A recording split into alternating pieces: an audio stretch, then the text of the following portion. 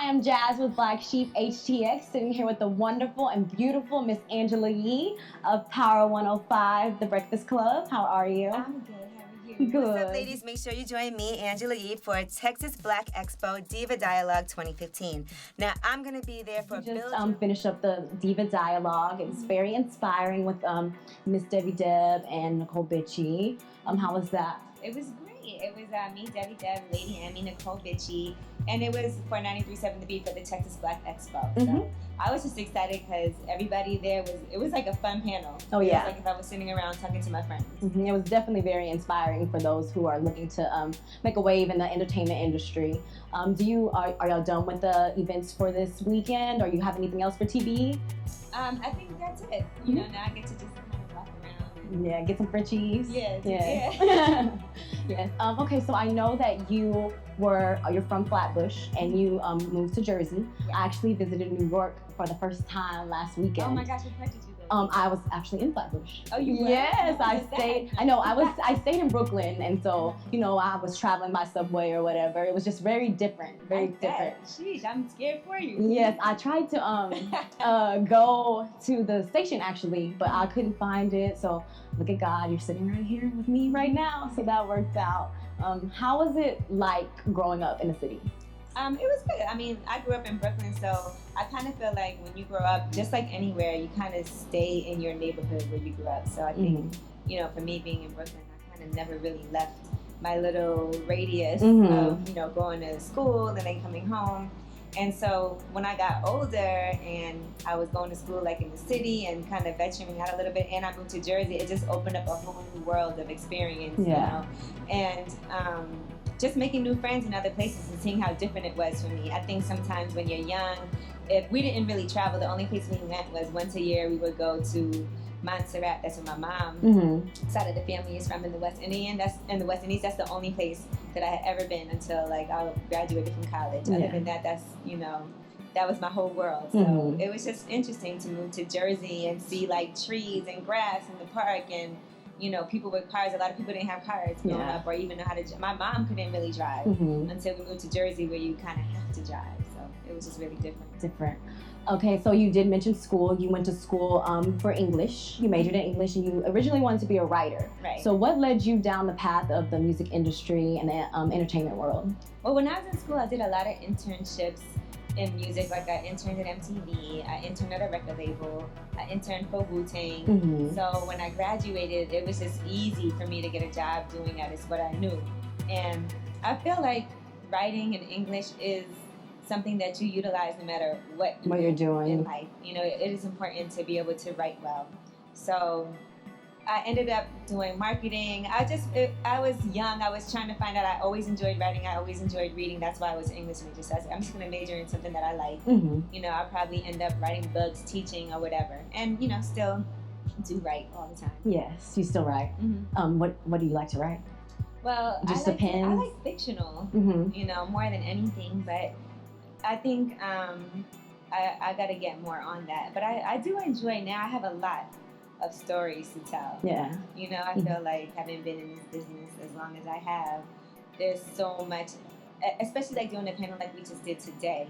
A lot of people ask me questions, and I feel like a lot of people want the same kind of advice or have the same questions about this business or about life in general. So I do think it would be beneficial to write something like that. Inspiring. Okay, do maybe a tell-all book or anything like that? You have seen a lot. You've interviewed a lot of people. I wouldn't do a tell-all book. I was thinking about something more inspirational as far as advice from my own experiences. Yes. So, I think a tell-all just kind of has a bad name. Yeah. So, you did manage a couple of artists in your past. Are you ever thinking about getting back into the management, or are you good where you're, good where you're at now? I definitely don't want to do that anymore. I mean, it's a great experience, but it's hard enough for me to manage myself. Oh, yeah. Manage my own life. So, and like I had told, Jay Electronica was the last person I worked with management-wise. I always would tell him, I'd be like, look, I can't be a real manager because I feel like I have so much stuff I have to do. Like, sometimes I work 7 days a week. I can't even dedicate the time that you need to dedicate to you, because as a manager, it's really you putting somebody else's life ahead of your own for most of the time. Definitely. And, if you can't do that, you're never going to be a great manager. I can't be a great manager now because what I have to do is a lot of times gonna supersede what he wants. Exactly. Okay, so let's talk about your show, Lip Service. No. I'm single. I'm very Wait, single. hold on. When did you and your who? I had a man. I was in a relationship for 7.5 years. And when did y'all break up? We broke up about almost 2 years ago. Oh, okay. It'll be 2 years in December. That's a long time to be with somebody. Like, what would make that end? I cheated on him. Oh, wow. Okay. And I was honest about it. I know that it was originally on Shade 45, and then you also had a Vibe column and the YouTube videos. Your fans that do keep up with you and have been with you for so long, they are super pumped and excited that it's back. So what made you want to make it a podcast? Well, I had been wanting to do it. It was just a matter of finding the time and figuring out who was going to be on it with me. So, you know, a lot of people have been pushing me to do it. I have a studio that I can work out of. I have people that can film it. I have a couple of great co-hosts, Stephanie Santiago and Gigi McGuire. So it was just a matter of all of those things kind of coming together, me being comfortable with my life being so busy. And also, I don't want to do it and not do it consistently, you know, because I had did a couple of episodes and then for a few months we didn't do it again. And I was like, you know what, I got to make sure that I really am dedicated to making sure it comes out. Okay. Yeah, where do you, I guess, find the topics? Because y'all get really steamy and get down to the real on that show. So where do you? Freestyle. Yeah, it just comes from the dome. If you think about stuff that you talk about with your friends and things that are popular to discuss, it just kind of flows into that. You know? Yeah. A lot of things that's great about lip service. I feel like it is educational for guys and for women. Yeah. You know, to see what do women really think about relationships, about sex, what do we really like, and we might.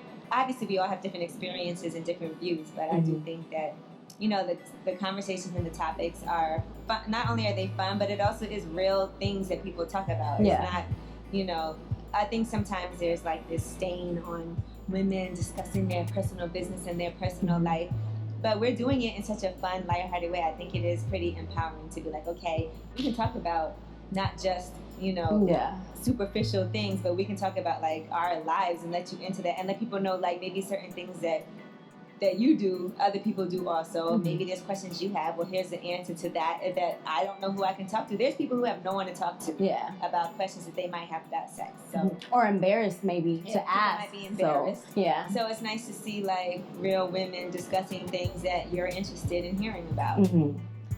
As for, you know, like I said, you've mentioned and you've interviewed, you've made appearances with different artists, different celebrities, and I peep a lot of them like hitting on you from time to time, giving you side eyes. Are you dating anyone, or is there anyone that in your personal life right now, in your love life? How's that? Yeah, dating, that part is great. I mean, I think that comes with it. I think, you know, guys do interviews and maybe it makes it more fun for an interview, for people to flirt with you. They do it not just with me, but with like a lot of, you know. Whoever it may be. Yeah. So, you know, it is part of what it is. And I don't take it that seriously at all. Like, I don't mind. I think it's funny. So how do you keep, because you are Angela Yee, you are the source of the news, the entertainment, the gossip. How do you keep your business out of the rumor report? I mean, I don't really mind discussing my business. I think it's funny because I don't mind when people, you know, even if you just take a picture with somebody, it's just interesting. Like, no matter who you are as a female, you put up a picture like, oh, they're definitely doing this. People say I'm sleeping with Envy or Charlotte. No, like that's ridiculous. You know what I'm saying? Like, I know these people's wives and kids. That sounds crazy to me, but it's just, you know, perception. So I don't even feed into it. I just be like, whatever. Exactly. Okay, so you did manage the electronica. I read that you were really into reggae, or there was a lot of reggae playing when you were younger. What can we find on your playlist now? It is. I do listen to a lot of reggae, actually. But let me see. What do I like now? You know, I like artists like Jeremiah, I like Ray Sherman, I like Kendrick. I like a whole variety of things. I also love like old music that my parents used to listen to, you know, like any type of like Motown, old soul music. I love 80s music. I just love it. It's weird. Like, variety. It depends on what kind of mood I'm in, because music really does fit whatever, you know. I might randomly be like, I was cleaning my house the other day and I was like, let me put on this 80s, you know, pop. And it was really funny. I was like, oh, I do know some of these songs because, you know, I just listen to everything. So what do you do whenever you do get downtime? Because like, I know like you mentioned in the Diva Dialogue, you're always busy, you're always on the go, trying to expand your brand. So when you do get some personal time, what do you like to do besides write? Whenever I have time, first of all, I love running. Like I like going to the park and doing little jogs because that's a great way for me to clear my head and feel like healthier.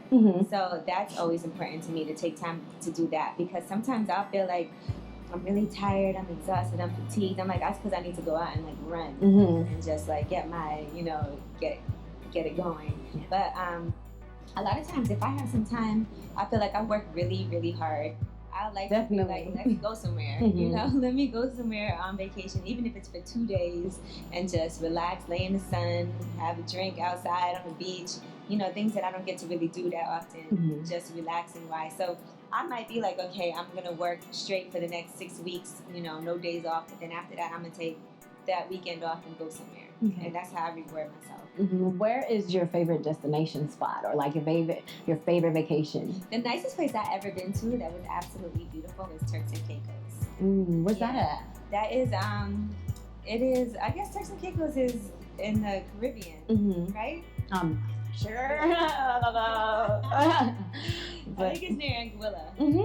But anyway, that was like the most beautiful place that I've ever been to. Like I really, really, I stayed at the Amenura. I enjoyed it so much. Like if anybody has a chance to go there, it was so relaxing. It's not much to do, which was great for me. If you're looking for something, like I have to go out and party all the time. So if I have an opportunity to not have to do that, that was incredible. Oh yeah. I do Hennessy now. Oh, you do Hennessy now? But I do Hennessy. Okay, Hennessy. And then you also have your Team TV. Y'all, the Breakfast Club is now on Revolt. Has been on there for a while. You spokesperson. Have a lot of stuff going for you. I used to do Miss Are you not doing her anymore? And I absolutely love them. I'm doing Shea Moisture now. Okay. Also, so yeah, it's interesting. Like, Shea Moisture, they have like a whole product line of like lotion, shower gel, and everywhere. But they have it.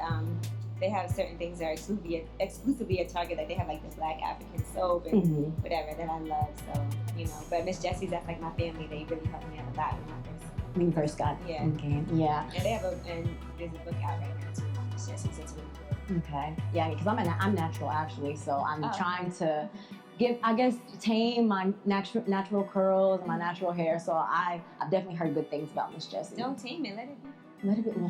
Everybody can do that. But so since you are still building your brand, what advice would you give to those aspiring to follow in your footsteps and themselves in the entertainment and music industry? Well, I think it's always important to make sure that you are always reinventing yourself and always thinking of ways that you can improve. I think it's important I think I used to always be working. I still do work a lot, but I've always said this, like there's, hard work is just the most important thing, I think. Yeah. And relationships are really important too. Just make sure you really establish and maintain great relationships with people. And that comes from proving yourself over and over again, showing that you are responsible, you are great at what you do, you are reliable. Okay, well, before I let you go, we like to play a little game with our Black Sheep TV interviewees. Okay. So what I'm going to do is I'm just going to ask you 2 things, and you can just briefly explain, once you choose, why you chose, the answer that you did. Okay. Okay, so I'm going to start off simple. And so Instagram or Facebook? Instagram. Why Instagram? I use Instagram a whole lot more than I use my my Facebook, probably. It's just like the instant I posted. I mean, I guess Facebook is the same. Yeah, but it's making a comeback. I heard like they have all the funny videos on Facebook and everything. Yeah, I go on Facebook too, but I feel like Instagram for some reason is easier for me to navigate because it's only pictures. Yeah. You know what I mean? So on my phone, which is what I'm normally on, I'm always on Instagram. When I'm on my computer, I'm on Facebook and I don't even look at Instagram. But on my phone, which is with me all the time, I'm always on Instagram. Okay, so writing or radio? Radio. Radio? Yeah. Over your passion? I know that was your first love. Well, I think it all incorporates, it all kind of goes together. And radio is something that is the core of everything that I do. Even as a writer, I feel like radio is going to help me become a great writer and, help me establish like a fan base. Okay. Chocolate or vanilla? Chocolate. Why chocolate? I'm not really a huge vanilla fan. I love chocolate. Like anything, like chocolate ice cream was my favorite growing up. I love like chocolate chip cookies. I just love chocolate. Vanilla, I don't really like. Yeah. Yeah. And I love that you didn't make that a sexual question. Every time I interview someone, that turns into something else. Oh, Chocolate I'm or vanilla. super greedy and I love dessert. Yeah. So if you ask me a question like that, the first one that comes to mind It's food. Damn, I'm thinking about some food. Okay, DJ Envy or Charlamagne the God? I'm gonna go with. I'm gonna have to say Envy. Why Envy? Because Charlamagne left me. I listened to that yesterday. Okay. Yes. Charlamagne left me. SCIAA weekend. Mhm. I'm sorry, so I'm gonna go with Envy because Envy called me and was like, "Are you He was concerned. Yeah. Okay. And then last, The Breakfast Club or the morning show, the morning after with Angela Yee? The Breakfast Club. The Breakfast Club? Yeah, the morning after is over and done, and then I loved it. It was great, but it led me to, you know, The greater things. yeah, the Breakfast Club, and I think it's phenomenal how we've grown into what we've grown into. Without the morning after, there would have been no Breakfast Club. Definitely. Well, I do want to thank you for sitting down. I know you're super busy. You got a lot to do. You got to get your Frenchies. And yeah. What's up? It's Angela Yee from The Breakfast Club, and you're watching BlackSheepHTX.